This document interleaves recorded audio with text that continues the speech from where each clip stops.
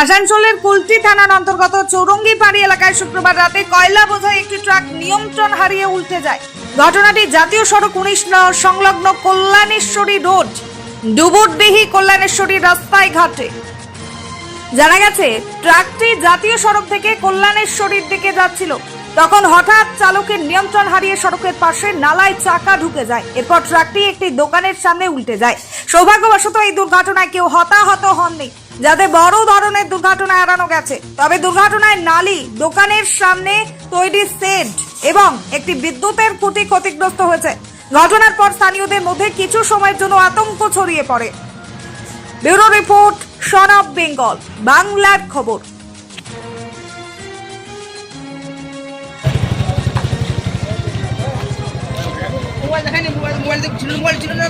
গাড়ি আছে।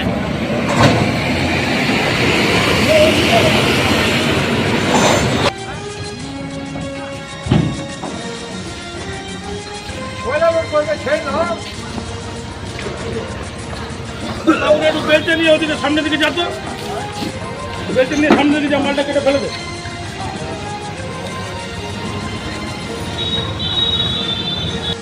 চুপ থাকতো বাবা, তোমরা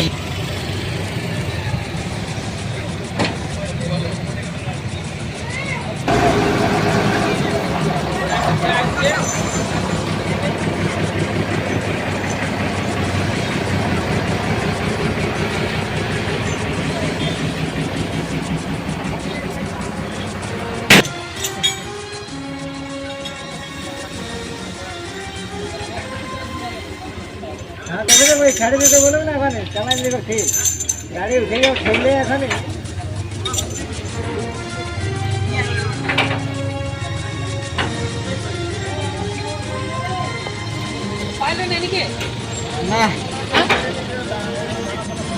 নমস্কার, আপনারা দেখছেন সন অফ বেঙ্গল, বাংলার খবর।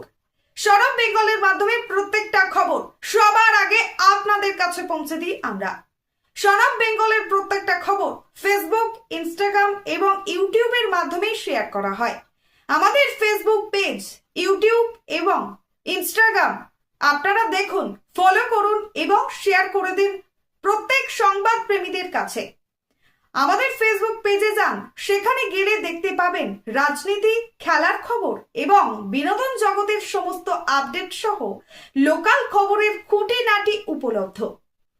তাই সঙ্গে থাকুন, দেখতে থাকুন সন অফ বেঙ্গল, বাংলার খবর।